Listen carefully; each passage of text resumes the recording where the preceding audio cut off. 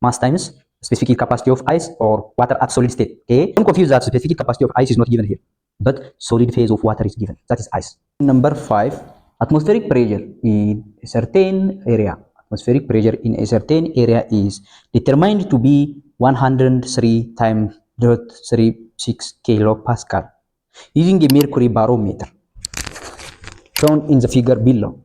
Acceleration due to gravity is given. This is called 10 meters per second square. Density of mercury is given, and these are the given parameters. And for visualization, this schematic is also given. Okay, this schematic is also given.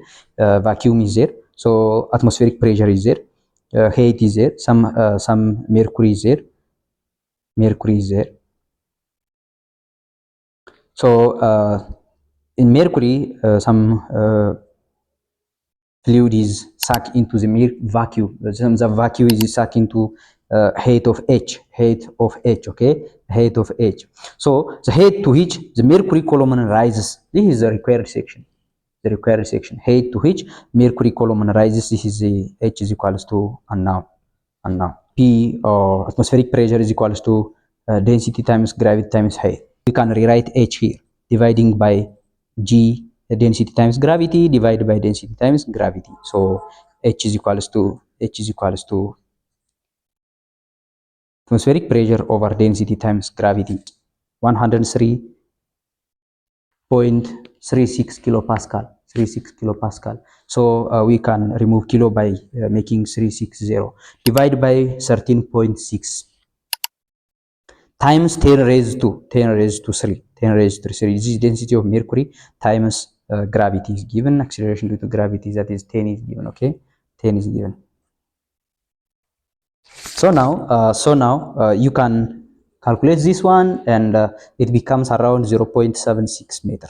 0.76 meter. So H is 0.76 meter. You can see the choices. Choice A. Choice A is equals to 76 millimeter. 76 millimeter. Now, when we convert this meter to millimeter, it becomes 0.76 meter, which is equals to 76 centimeter. We multiply by 100, okay, which is equals to to convert to a millimeter also we multiply by 1000 from meter to millimeter. So here this is the H, the calculated amount for H. So when you come to A, it is 76 millimeter. No, here it becomes 760 millimeter. Okay, 760 millimeter.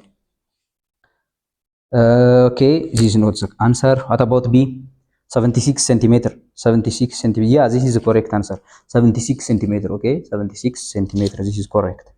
What about C? 7.6 meter. No, it is 0.76 meter. Okay, 0.76 meter. 0.76 meter. Okay, what about D? 760 centimeter. 760 centimeter. No, it is 7.6 meter. 7.6 meter. Okay, no.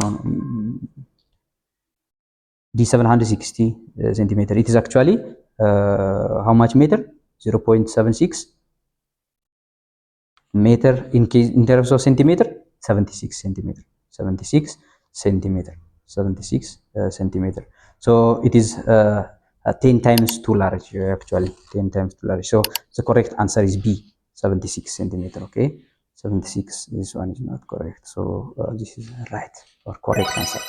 Refer the grade 12 textbook. Okay, in unit 3. Okay, unit 3 in fluid mechanics. In pressure in fluids at rest. Pressure in fluids at rest 3.2. Sorry, 3.2. Question number 6. Let's proceed to it. So how much heat energy here? How much heat energy is required to change 5 kg of ice? To change 5 kg of ice at minus 20 degree Celsius. At minus 20 degree Celsius to water at 10 degree Celsius. How much heat energy? The heat energy is asked here. Required to change 5 kg of ice at minus 20 degrees Celsius to water at 10 degrees Celsius. What is given here? What is required here? How we can perform this one? That's the specific idea here. Question number 6. Question number 6. The given is ice 5 kg ice. 5 kg ice. 5 kg ice. This is ice with 5 kilogram. That has minus 20 degrees Celsius. Minus 20 degree Celsius. It is freezed with minus 20 degrees Celsius and it has a mass of 5 kilogram. Required is water at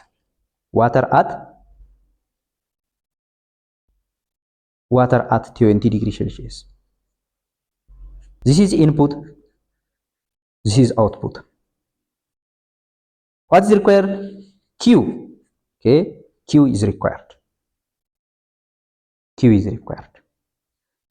You have ice at 5 kg and minus 20 degrees Celsius. If you are at the laboratories and chemistry labs, or here specifically is physics, in physics labs, you have given 5 kg of ice with minus 20 degrees Celsius input, and the required is output of 20 degrees Celsius water.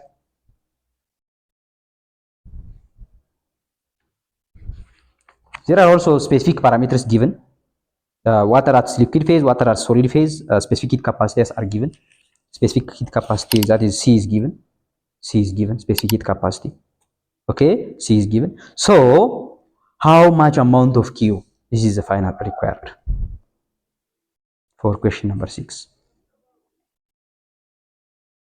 By the way, we have around 3 stages here. We have around 3 stages. The first stage must be converting ice, heating ice to 0 degrees Celsius. You know, it is below 0 degrees Celsius, you know, in the minus 20 it is. Converting it first to, the first step is converting ice to 0 degrees Celsius. And the second stage must be, converting or melting ice at, melting is there. Melting ice at 0 degrees Celsius. Okay, 0 degrees Celsius. Melting ice at 0 degrees Celsius. Then the third stage is heating water. Okay, heat water from 0 degrees Celsius to 10 degrees Celsius. This is required. So we must follow these 3 steps to solve this question. For the first step, when we come to first step, we need to have a formula. Or Q1 is equals to MC ice changing T. Mass times specific heat capacity of ice or water at solid state. Okay, don't confuse that specific heat capacity of ice is not given here, but solid phase of water is given. That is ice. Ice is just a solid phase of water. Okay, so you need to use that one. That's 2.1 kg. So mass is given 5, and specific heat capacity of water at solid phase 2.1 kg. Okay, 2.1 times 10 raised to 3 because it is K, times change in T is 20. Change in T is 20. From minus 20 to 0 means the change is from minus 20 to 0 means the change is what? 20 itself. The answer should be, check it. I have calculated 2.10 times 10 raised to 5. 10 raised to 5 joule. 10 raised to 5 joules. This is Q1. This is the first stage. What about the second stage, which we can call it as Q2? Q2. In Q2, we need to melt the ice at 0 degrees Celsius. Melt ice at 0 degrees Celsius. Here, what we need to do is mass times latent heat of fusion. Latent heat of fusion. Do you have latent heat of fusion? Yeah, latent heat of fusion must be given water. Okay, that was given actually. Latent heat of fusion. So the second stage is melting, and it is about latent heat of fusion. Mass times latent heat of fusion is equals to 5 times 336,000.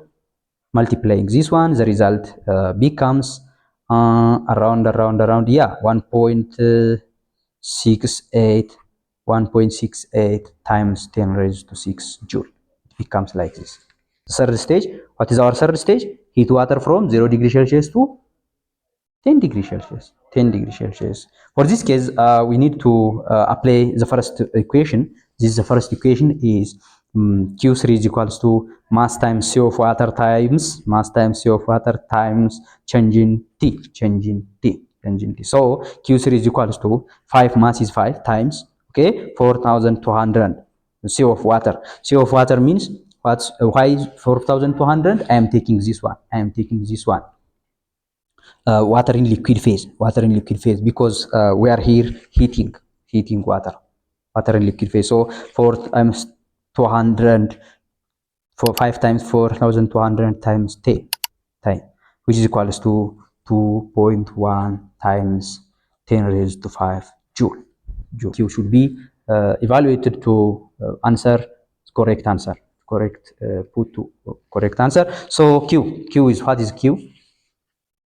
So Q here now becomes Q is equals to the summation, that should be the total, okay? Q1 plus Q2 plus Q3. This is the summation. So summing up Q1 is this one, 2.1 times 10 raised to 5 joule plus 1.68 times 10 raised to 6 plus 2.1 times 10 raised to 5 joule.